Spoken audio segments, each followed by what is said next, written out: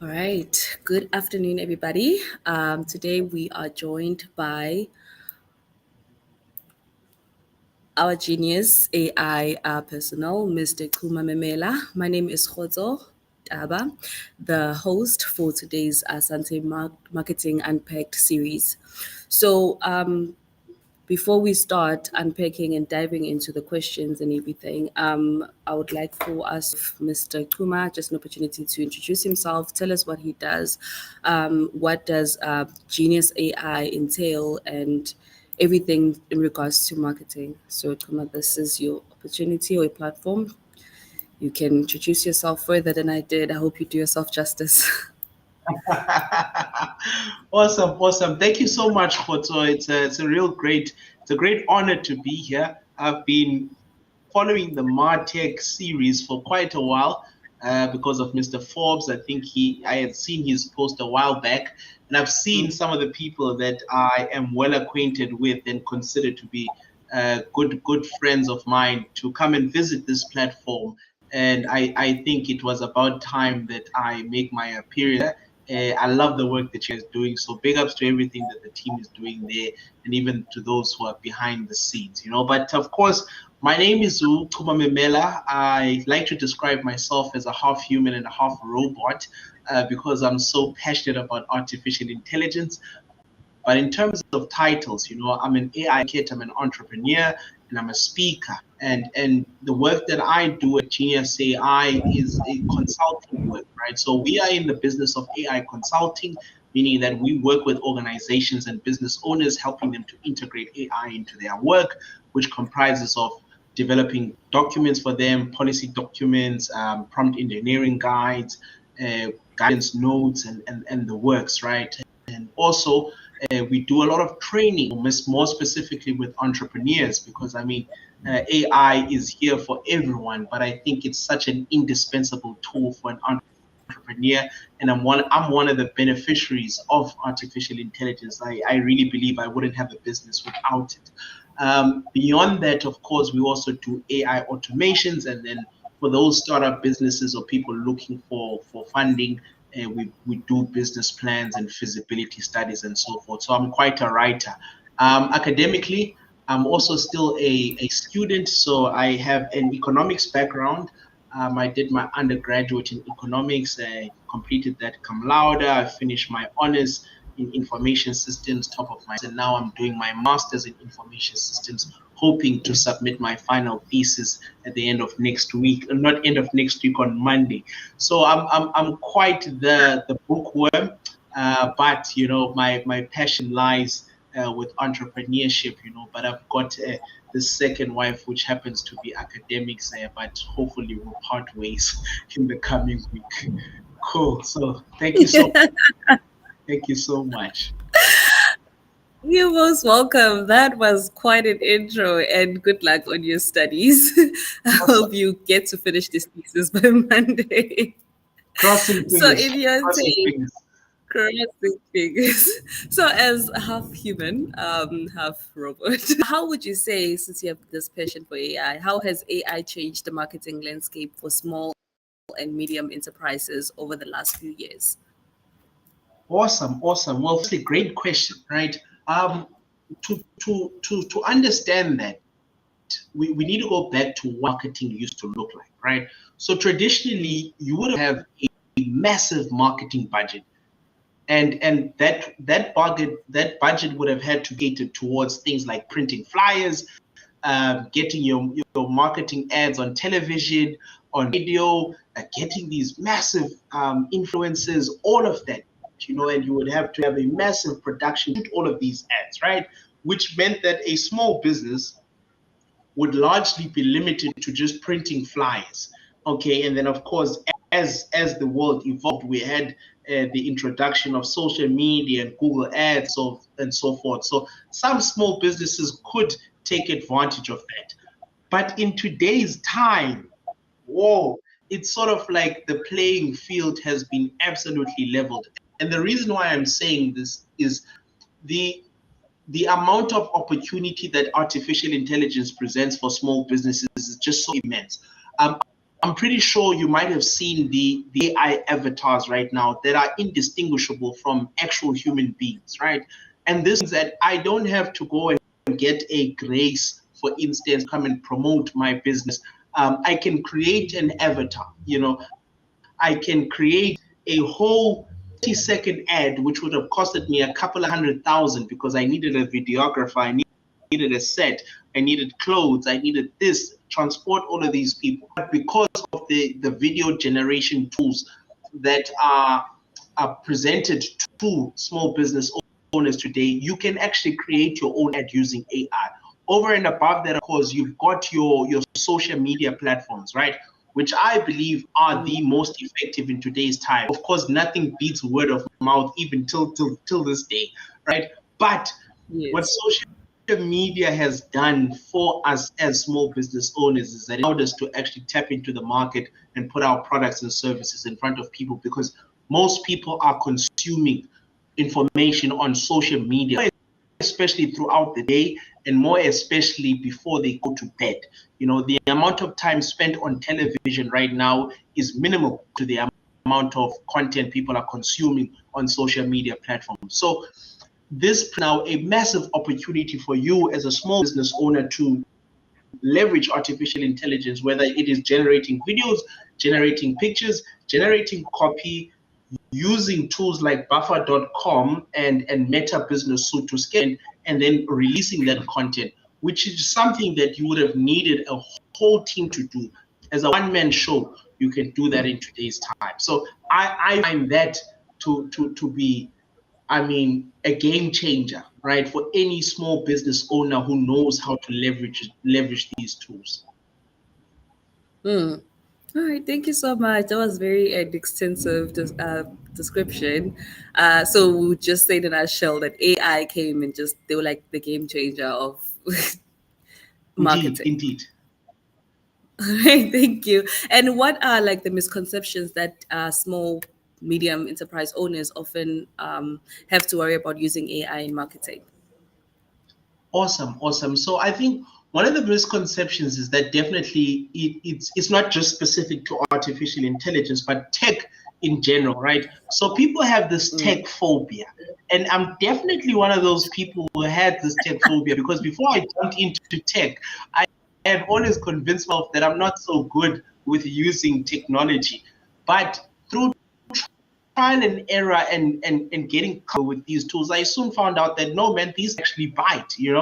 I think a lot of people don't like to feel stupid. They don't like to feel dumb. And the moment they don't understand something, they regard it and they stick to what they know. So I think Mm. one of the misconceptions to answer the question is that these tools are difficult to use, and it's not the case. Anything, everything has a learning curve, right? You didn't just work using Microsoft Word. It's an incredibly concept. It's a complicated tool, Microsoft Word, but we use it so intuitively now because we've used it every day. But you give that to someone who's using it for the first time, they might not understand how to use that. So the same thing is true with these tools, that people think they are extremely difficult to use because the word artificial intelligence itself is such a technical jargony kind of term that it deters a lot of people. Beyond your traditional chat GPT, people are not willing to really experiment because of that technophobia that is present in people. Yes. Okay. All right. Thank you so much. So it's just the phobia and the fear of looking or being stupid.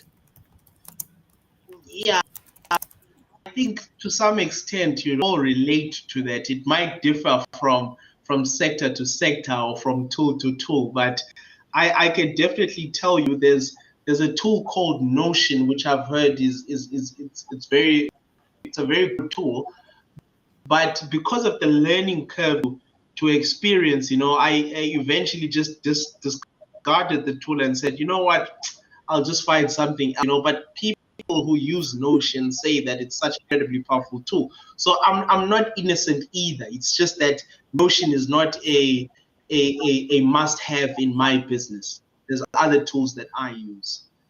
So I'm not that you free from use. that from that pool of people. Right. And speaking of like tools that can be used, what are some affordable or maybe let's say free AI tools that the small, medium enterprise consumers or businesses can start using like right away, or they can just start using to, you know, push the marketing content and also putting themselves out there? Awesome. Thank you so much, Khotso. Look, perfect. All right. For me, okay, one of the things that I appreciate about today's time is that the freemium model is the model for all platforms. There's always some free tier to lure us in. And as a small business owner, you get to benefit from that, right? So let's go ahead and discuss these tools. Let's start off with LLMs, right, which are large language models. And this is what a layman would understand as your traditional chat GPT. So chat GPT is largely free, accessible to anyone who can access the internet. Okay. Beyond ChatGPT, of course, you've got its competitors, which is your Google Gemini, you've got your Grok, you've got your Mm, Perplexity, you've got your Copilot, and a host of other. Okay, depending, of course, on what use case you want to use that for, right? Because all of these models have been mm, fine-tuned to be good at a particular task. Of which, if you want to be writing marketing content, I would definitely lean towards the side of ChatGPT, and you can make use of the free version, which gives you, I think, about 10 free prompts each day of the pro version of GPT. Okay. Now, if you're a small business owner and you are still a student, or you have a student card and a student email, right? This one is for you. So Google has just allowed for students to get access to the pro version of Google Gemini, is worth $500 per month. As a student, mm. you can get access to that for free. I see you smiling there, which means that you'll probably see after this session. So the Definitely. small business owner. So if you're a owner and you still have an active student number for 2025, go ahead and sign up on Google Gemini, and you'll get access to it for a whole year. And you get about 2 terabytes worth of space and a host of other features that are accessible on Google Gemini, and you save yourself 6,000 Rand over the period of months, or you get 6,000 Rand worth of value of the next Mm, 12 months. Okay, so that's for the generating marketing content and generating marketing copy, right? So of mm, course, on these large language models, you can either generate marketing, or you can generate marketing posters, or more now through Google VEO3, which is their video generation model, and GPT Sora, you can even generate those videos and those avatars that you want, right? So you can do literally everything on a large language model, from the copy, the posters, the video. Cool. Let's park that. Okay. Now let's move on to how do you generate posters? Canva. Everybody knows Canva, unless if you live under a rock. But I know that we both Canva. Okay. And it is one of yes. the tools for any organization. Okay. I always say Canva can turn a monkey into a graphic designer, right? In a matter of a few hours, a few days. And that's how easy it is to use. And as a business owner, you don't have $500 for every other to pay a graphic designer. So what would benefit you is for you to go pick up those design skills, make use of the templates on Canva, and use those in marketing content, right? Canva, of course, is largely free, but the paid version is $110 per month. And look, whenever it deducts, I don't complain, because how beneficial it is to me. Now, Mm, you've generated content, you've generated the posters. How do you push it out? Very simple. Two tools that are accessible to business owners. Okay. Number one is mm, buffer.com. It's a scheduling. It allows you on the free tier to connect up to 3 different social media channels, right? So you can connect your Insta, Facebook, and LinkedIn, and then you only have to write the content once, and then it gets distributed to all three platforms whenever you choose. Incredible tool.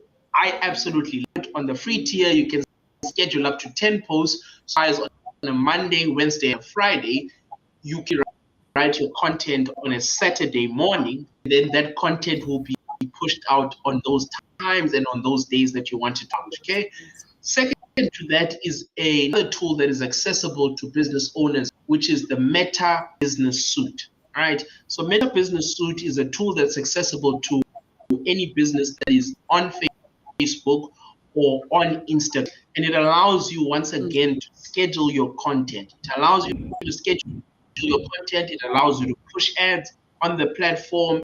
It gives you analytics and all that, right? And it's an incredibly powerful, because as a business owner, those analytics are very important, because it'll tell you what kind of content is actually hitting.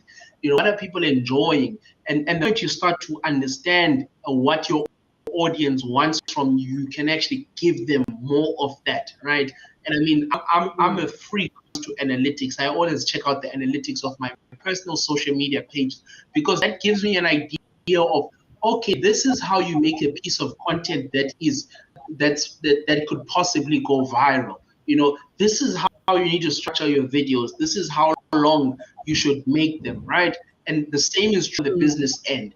The more eyeballs you get, the better. And having something like having a tool that gives you the analytics and the performance of your marketing content, I mean, it is indispensable. So I think those three tools for me are a good start for any business owner to leverage, for them to be able to market their business using AI tools.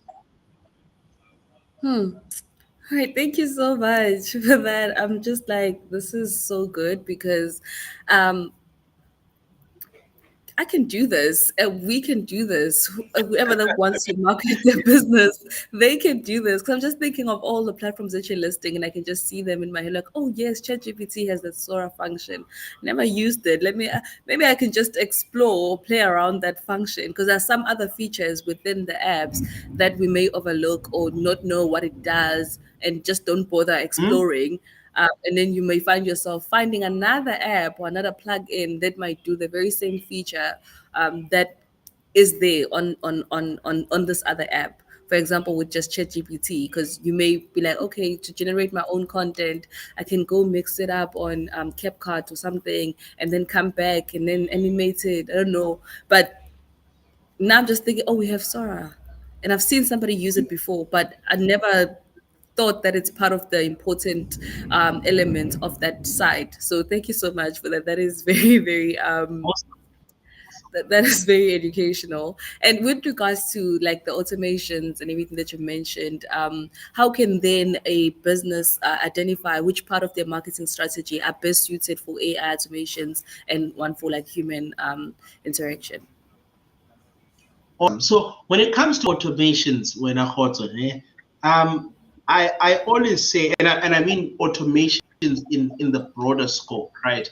There seems to rush to just automate everything within companies, and I don't quite agree, right? I don't think we are there yet.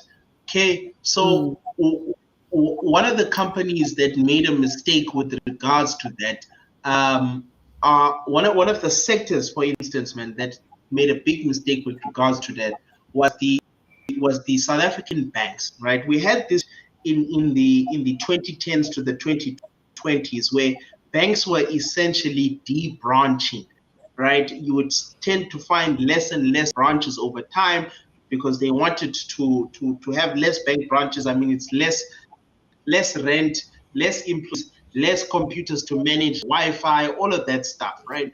But consumers didn't really like that, because we all want to deal with human beings, right? And the same is true with marketing, guys. You can't just fully automate your marketing. Of course, I've just given you a synopsis of how to go ahead and automate some part of your marketing, right? But what I didn't say in that is that you're still required to actually go ahead and edit your marketing content, right? Because the way in which these tools actually write is so generic, that it doesn't understand the context. Like if you were to go ahead there and ask ChatGPT to write you a marketing poster for Umlazi in Durban or Inanda, right?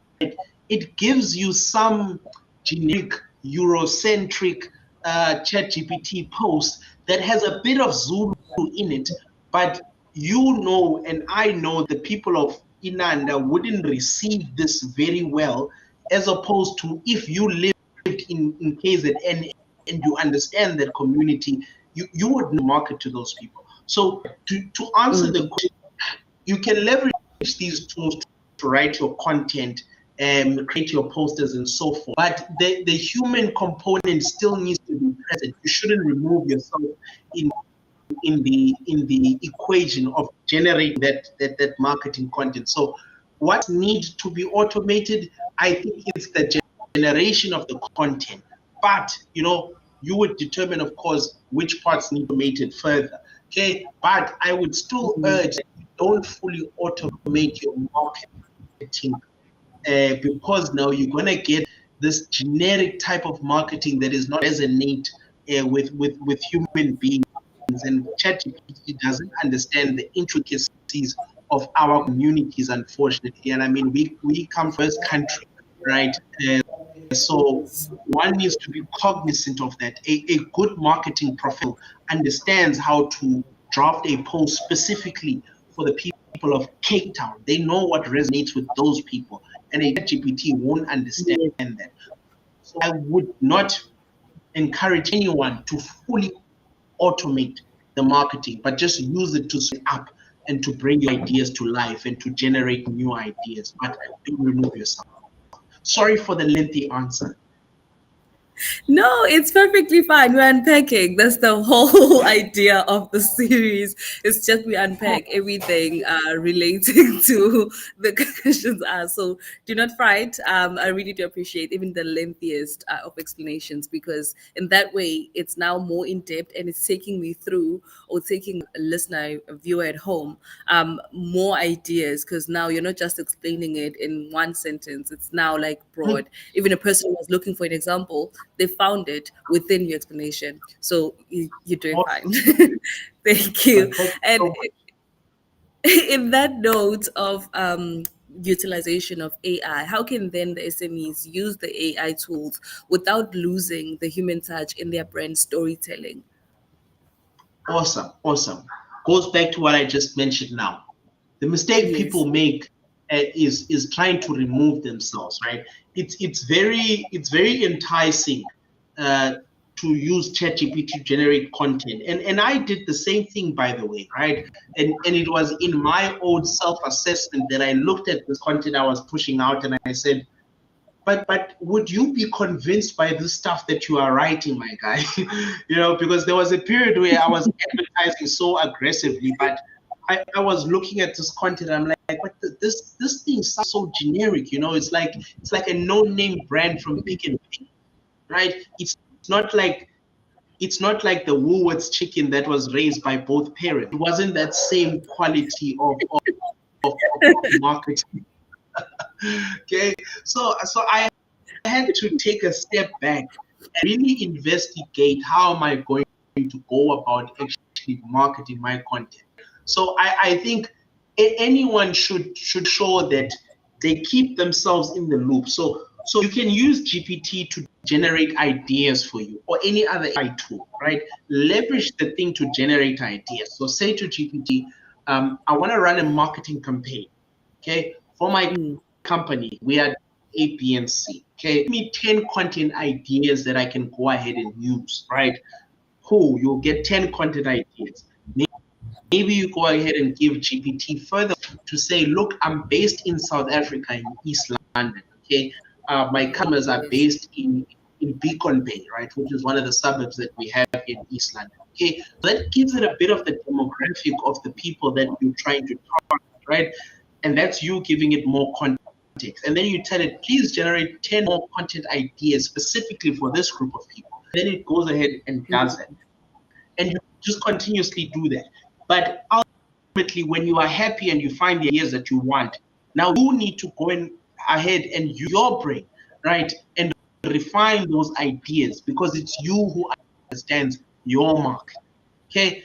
And through that, now you are able to maintain that humanness in your marketing. But don't ever make the mistake of removing yourself from any business process because you've introduced AI. These tools are not 10, 15 years old. They are still very much in their infancy and they are still learning a lot of the tasks that we are giving to them. So you can't expect your 3-year-old to go and compete against Usain Bolt, even if he's talented. So it's things like that. The same thing is true with these tools. We need to give them a bit of grace because they're still very much in the infancy. The result, of course, you still need to put the human in the loop. All right, thank you so much. I like the prompting side of it. That you need to feed the AI a prompted coding. I feel like what most people be missing is that you need to tell it what is it that you want to see. So if you don't have a vision of what is it that you want to see, you have no knowledge of it, you just like, oh, please market this for me. It's gonna do a generic marketing for you. But if you tell it like, I'm looking for 3 white cows to appear purple, you're telling it, not just say, please make 3 purple cows. It's you have to give it the information. So I like that part, that give it the demographic, give it the type of content that they're into, type of content that is currently trending at that around that area, so that whatever content that it generates for you, it is in alignment with everything that is currently going on, or more, might exceed it and be the new trending or set the new trend. So I really like that part, and I do hope that people who are using AI at the moment to promote or to do their marketing or their business, they do take that into consideration, that you have to feed the AI the information that you want to see displayed upon those videos or that content that you're trying to distribute. So I do like that. I do like that. And given the current, like the human touch and adding all of those features into the AI, what would be the best way to integrate AI insight into existing marketing workflows? Okay. I'm not quite the marketer, I must say. and I actually some marketing assistance. And the reason why I say this is I focus so much on the work that I do inside of the business that I forget to market. You know what? I've been so lucky, and what's made me get away with this is because I've built a personal brand, and the brand is sort of does the marketing because brand is attached to the company, and then people associate the two. But if I didn't have the brand, I would be a performing company. But I think the AI completely changed how traditional marketing is, and how it's done. And I mean, look, from a cost saving perspective, number one, right? Like I said, one can generate marketing videos using a GPT Sora now. Artlist, they can also make use of the Google Gemini video creation, and that alone allows you to cut down on costs. So that's one thing that you can add in the market flow or value chain or whatever of the entity, right? And that saves the company a lot of time, a lot of effort, and a lot of money.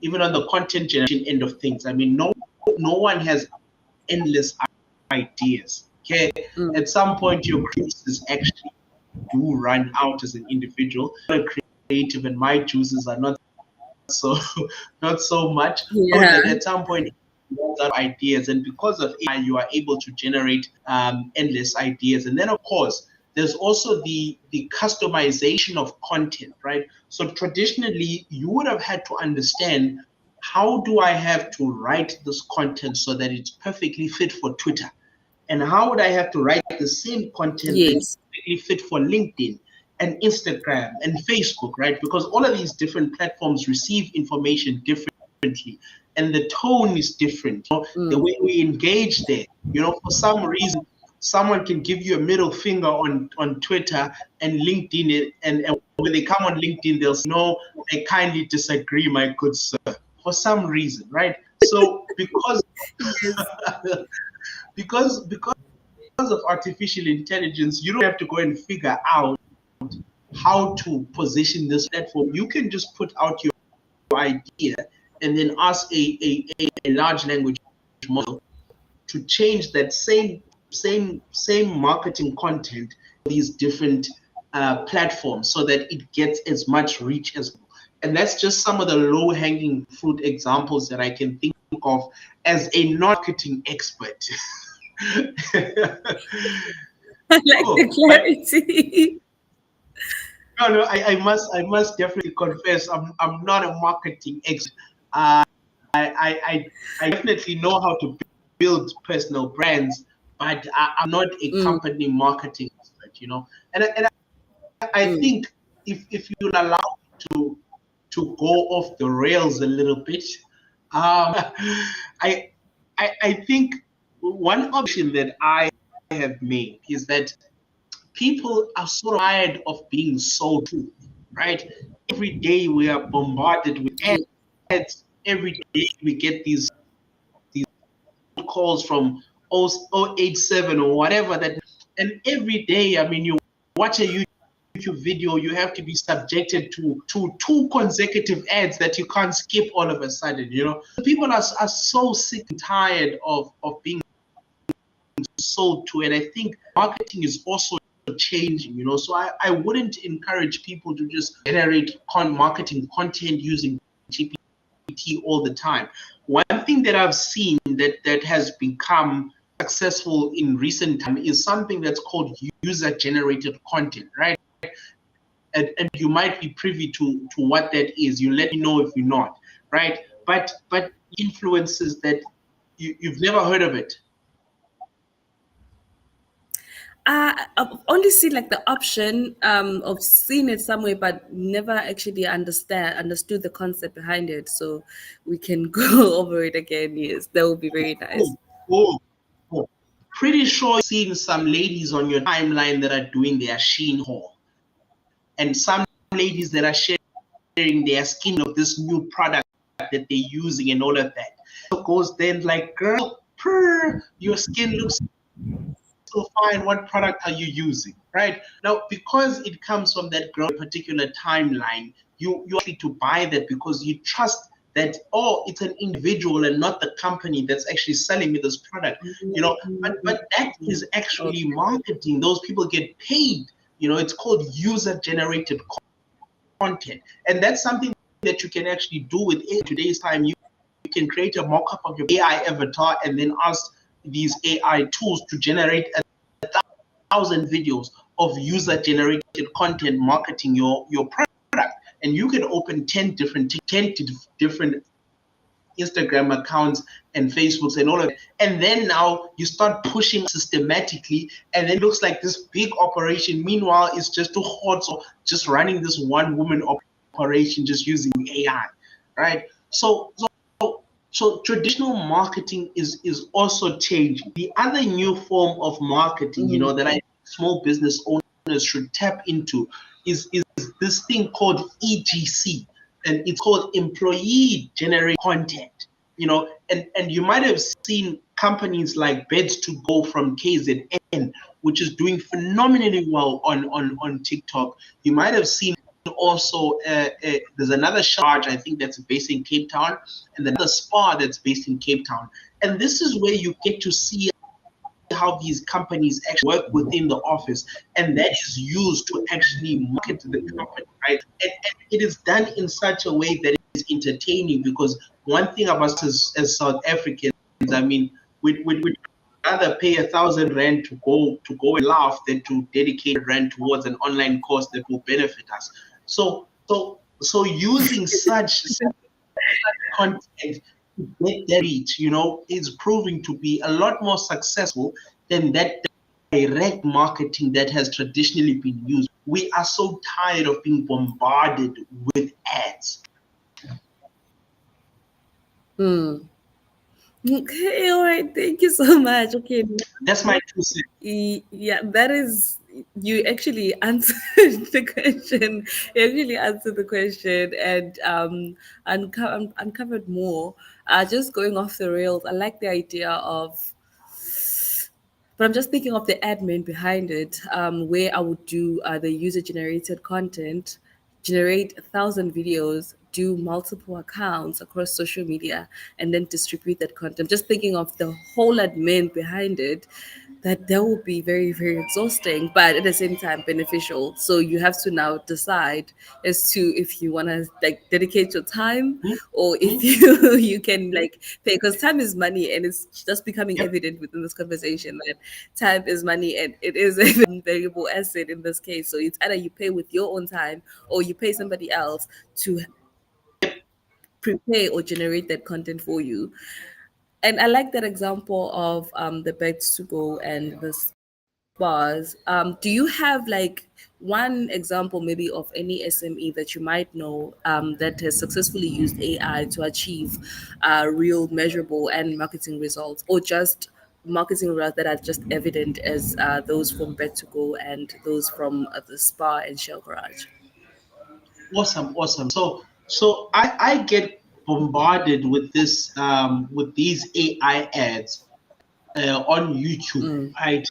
Oh my God, whenever I want to watch a video, I get bombarded with these ads. Maybe it's because I'm in the tech space, but they are tools yeah. like 11 Labs, which is an AI avatar generator tool, and their ads are generated using AI, and they are also in the business of selling. And the other one that I recall right now is the Base 44, right? It's a platform where you can actually conceptualize an idea, prompt the tool, and you get a fully functional app. Right now, I'm yet to test it, but they are so, the fact that they've bombarded me with so many ads, I even know what they do. It's just that I'm not interested in developing an app, right? What's the other one, man? It diverted me, and they are a platform that a lot of people in the podcasting space actually use. It's this tool that allows you to chop up. You see this interaction, the session that we're having now. We can put Uh-huh. it into that particular tool or platform, and then it'll create short clips that you can repurpose for TikTok, YouTube Shorts, Facebook, and so forth. And it'll even give you a virality score, right? And that uses AI to actually decide which parts were the most engaging. How long should it be?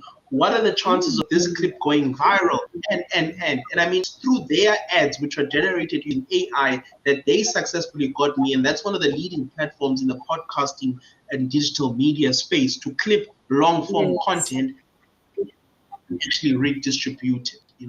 But I don't know of any local examples in South Africa, because we are yet to actually buy at a full scale. I mean, we're still dealing with primitive challenges such as accessibility to smartphones, data, internet. In South Africa, you still have to decide if are you getting uncapped Wi-Fi, or are you not taking your lady on a date this month, or you're not having a bread, for 3 days, right?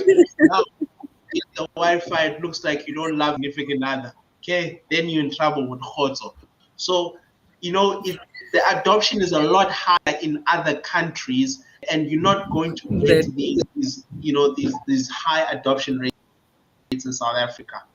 So I'm not aware of any essay that are doing well with the ads. with the AI. All right, thank you. Thank you for that. I'm just thinking of deciding whether you're getting bread, data, or going on a date. That Ah, is that is a reality, unfortunately. That is the it is a reality. reality.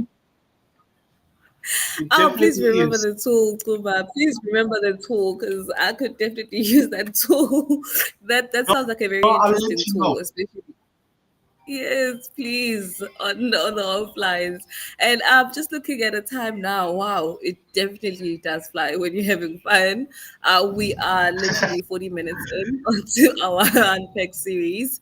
Um, if you have any questions at home, feel free to drop them in the comment section and we will attend to the questions for you. Just thinking of the data and bread. Honestly, it's really it reminds me of my uni days where you had to decide if you are having a nice meal month end, or you're having food for the rest of the month. So you have to decide. You have to decide, are we Make a doing plan. noodles or normal groceries? Make Yes. a plan. I'm just and speaking of the SMEs, back to you, Mr. Kuma. Many SMEs have like smaller data assets than large corporation. So, what advice would you have, or would you give small businesses on leveraging AI effectively with the limited historical data of AI? Awesome. So the nice thing about AI is that it's been trained on all of the data that's publicly available on the internet. And so some of the data that they shouldn't Yes. have trained those models on. So I mean, Mm, unless you want to customize or build your own AI, you essentially have mm, access to the same tool that everyone has. No one at a significant advantage. Of course, the difference comes: are you paying for the premium version, or are you paying for the pro version and whatnot? The limitation is not data. Okay, these models have been trained on the same data. It just differs in terms of, mm, if in perplexity, it's been fine-tuned for a different use case as of a GPT. Okay, now I think the difference will come when companies want to build their own large language models. Let's say we want to build a large language model for Genius AI. Of course, the capabilities of our Genius AI bot is going to be completely different to that of Microsoft, because of the amount of data we have and the amount of data that they have, the amount of data that a Google would have, right? But in terms of the data, I mean, we all have access to the tool, unless if you want to build a large language model specifically for your organization, then of course, I mean, your data wouldn't be so rich. A lot of companies can keep that much data or consumer data. They would understand that their customers as deeply as Google knows us, because Google knows us better than we know ourselves. There's a reason why they target us with specific ads. They know what we want. And most companies or most SMEs don't understand their customers to that level. mm. Right. So, like you say that the algorithm that Google uses, it's like the best description of it. And if most SMEs were to, well, it's kind of hard, not impossible, but to be more like Google, understand your target, understand what is it that they want or need, and advertise accordingly. Yep. All And look, right. Thank also, you. And if and when you start understanding your customer to that level, here's an added mm, advantage, right? I was so blown away by how specific Facebook ads can get. I felt like, you really even to know where your customer was born with this tool. That's how specific it is. So with Facebook ads, you can literally target your customer by where they stay, how much they potentially make, their location, their associations. Are they married? Are they single? Are they divorced? All of these Facebook meta ads of Facebook. I come from the generation of Facebook, so I'm still adjusting to the meta thing. But yes. Facebook ads allows you to be so specific in terms of who do you want Mm, this ad to go out to. And I mean, having that information or that data of customers would allow you to actually target your ideal customer. The ad can reach the right person. There's a reason why you see the same ads you see. The reason why I continuously see these base 44 ads about some platform that can build a fully functional platform, it's because I've continuously ask questions on GP on Google because I'm building a digital platform that's called Gambo, right? So Google has sold my information to those guys to say, hey, this guy is interested in building a platform. Okay, so please, if you want a customer, this is the guy you need to advertise to.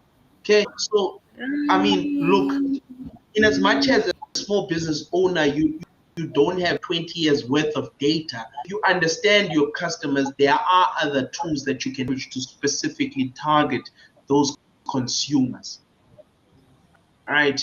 And you have the money, of course. Then that's when you start getting into the business of buying people's data from big companies, of which we willingly give up our data through using these platforms.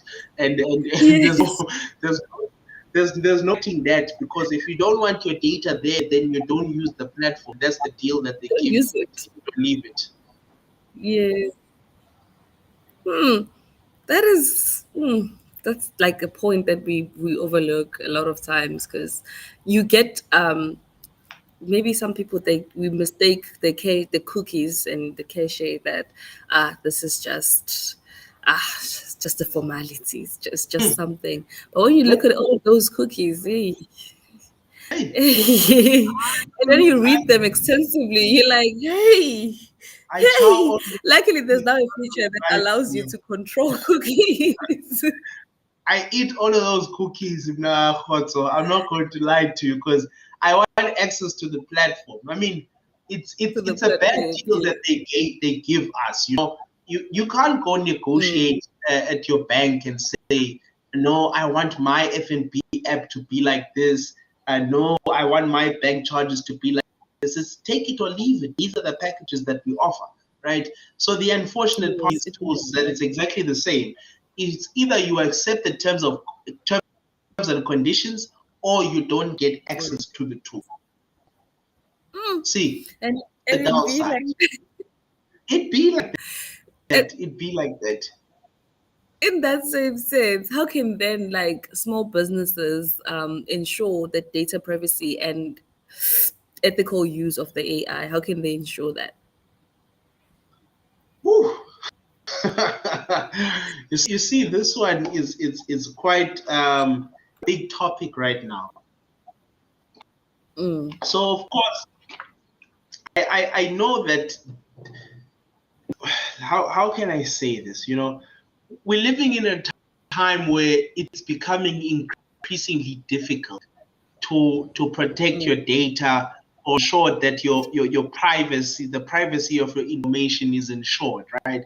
And this is yes. because our phones are just giving up so much information about us through the platforms that we access, to the things that we buy, and all of that, right?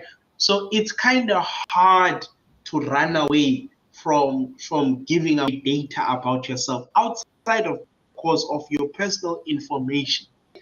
Your ID hopefully is not flying around. Okay, but I mean, you've been bombarded with so many cell phones over the years from these companies that you never signed up for that information.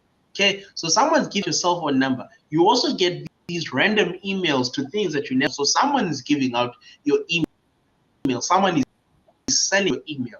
I can also tell you that through your address, I could find out your ID number and your cell phone number, right? And that's information that I shouldn't be privy to through a particular platform that sells that information, right? So see, it Mm, becomes hard to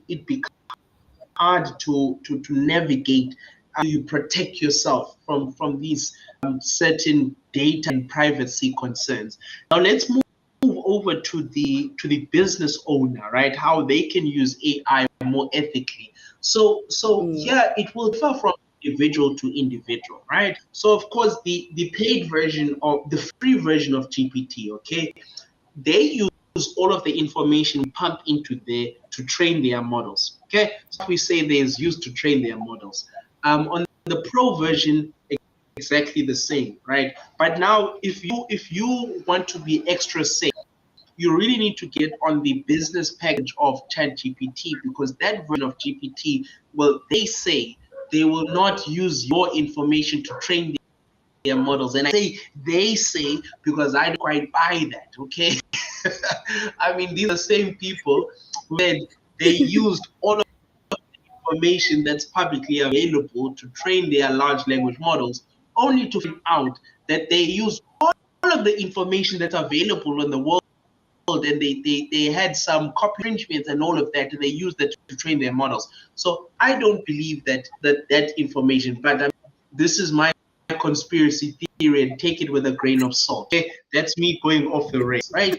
So if you want to protect yourself as a business owner, I think the sensible thing to do, especially if you're handling client data, is that you should ensure that you anonymize the data that you put into these large language models, okay? So that these large language models are not used to train on your data or sensitive client data, right?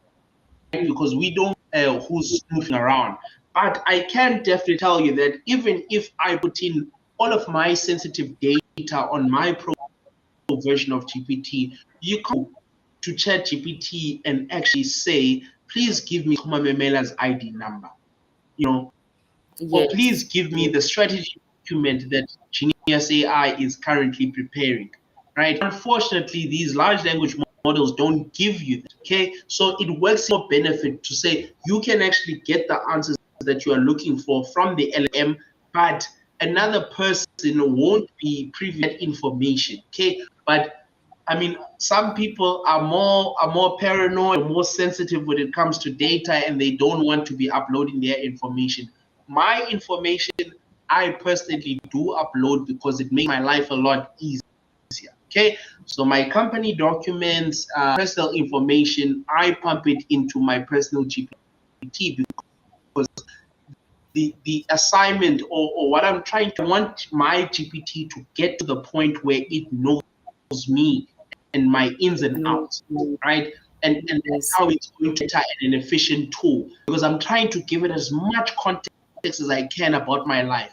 I can't wait for the time where I'll be around with something that records all of my conversations to some AI, because through that now it's going to start understanding the different intricacies of my life and who do I communicate with, what conversation I had, and Mm. all of that. And that's how I'm looking. But that's not for everyone, right? We are not all half humans and half robots. But for the bonus, try and anonymize your data. Try and get on the business package of GPT, and try and make sure that you don't put in sensitive client data, right? At that one, of course, I do respect. Whenever I'm dealing with client data, I don't go and pop it into it, right? I don't have the right to do that. But when it comes to my information, I definitely do that. To Right. So you essentially separate between the business, between client data and your data, and what you want the ChatGPT to know and what you don't want ChatGPT to know. Like in that case, you are like giving it Yeah, yeah. willingly in that retrospect, because what I've noticed with the algorithm, since you said that our phones are telling on us, um, Mm, when you speak about something, you speak about, I'm craving a pizza. mm, um, First ad you see on Facebook, I kid you not, pizza this, pizza that, pizza this, pizza that. Either it's frozen from Checkers because I have Checkers 60, or if it's Dibones because it's closest to where I stay. Something along the area, it's gonna show me. And one thing that used puzzle me was, let's say we speak right now, or we meet in person at that time, we're like mm, here in Spa, we just, oh hi, hey, and then we don't even speak much. It's just a hi, hey. Sometimes you even like briefly meet with a person, you are in the same room with them or in the same mm. space. You go to your Facebook, people you may know come to you. Chuma Memela. Like, As well. Yep. I only saw this person this one time. Like it was just a like a hit and run sort of situation, and it'd be like that. So yeah, the phones, our devices, man, they're telling on us. Yep. And all you need to do, like how you're saying it, is that you need to be careful and be clear as to what information are you giving to ChatGPT. and why. Because right now you're saying that you want yours to know more about you, to understand you better, and I feel like that will work in your benefit in terms of prompting.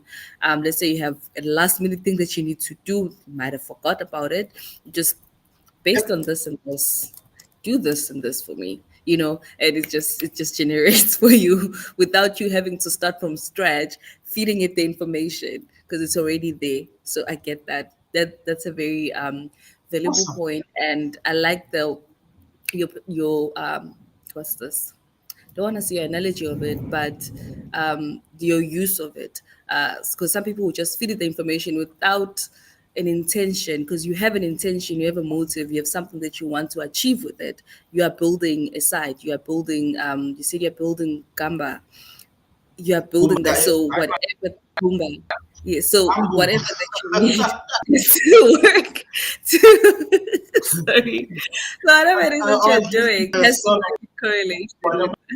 Goomba, so that's why I like that kid. Sorry. Well, see, our phone of Goomba, so I mean that's fair. Okay. Well, I do. I like that. I like that a lot, and I wish that there could be just a general adoption of it. Because I do the same. I apply the same practice, but in terms of feeding it the information, there's some information like, okay, so I'm doing this because I know that for this project, I'm gonna come to a point where I have to do this report. So rather, whatever information I have, keep this, take this, break this down for me, so that we have that relationship with my chat, Yep, and whenever I go back, I know exactly what is it that I need to do, I like what I need to prompt it for, depending on different uses, because I can have one document and have it dissected yep, multiple times for it to like make sense for me or for whatever project that I'm currently dealing with. So I like that point. yep, I like that point, yep. and that's the outlook of it. That's the utilization of it. That's the term I was looking for. Utilization of it. Yes. So we are now. Oh my God, time is flying. We have literally just 4 minutes before our session ends. I just have a few, just two questions. One will be maybe like in terms of dealing with a team, because ChatGPT is not used entirely by one person. Let's say now, in Yep. terms of the team, what skills or team changes might be necessary to fully leverage AI in marketing, or just utilization of AI within the marketing space? So the most important skill in 2025 is without a doubt prompt engineering. And I wanted to close, I wanted to state this point earlier on, but I'm glad you found a way to bring it back. Right. The most important skill is definitely prompt engineering. And what is prompt engineering? I know it's quite a big term. All prompt engineering is you telling AI what to do and how to do it, right? And it is Mm. the gateway to any AI tool, because all of these prompted, right? So unless you teach your marketing team how to be phenomenal at prompting, you are not going to get the results you want. And each prompt, as we've recently discussed or you alluded to, has a particular format, right? It needs to have a role. Mm. You need to tell ChatGPT you are a marketing professional. It also needs to have a task. So you're a marketing professional and you need to develop a marketing strategy for a particular campaign, right? It needs to also have you need to give it a tone. In what tone should it write this? Because you might be writing this for professionals, you might be writing this for high schoolers, right? It also needs to have a particular output. What is it that you are looking for to get out of this, right? So over and above the task, Mm. what is the output? So there's a science to writing prompts, and every professional team in the world needs to educate their teams on how to be good prompt engineers, because that is where everything starts. Is that I borrow from the field of computers: garbage in, garbage out. And I wish we had more, because it's a story I like telling, but maybe I'll tell you offline. And it just talks about the importance of prompt engineering. Okay. So I think that's the first thing that companies need to focus on. over and above that is you need to give enough people room, give people enough room to actually experiment with these tools. So you might be the managing director or the CEO of your company, but you don't have time to go and learn all these different tools for the different functions within your organization. And the reason being is those people know their job. You have a high level view of what they need to do, right? But give people enough room to go ahead and experiment and encourage them to experiment with these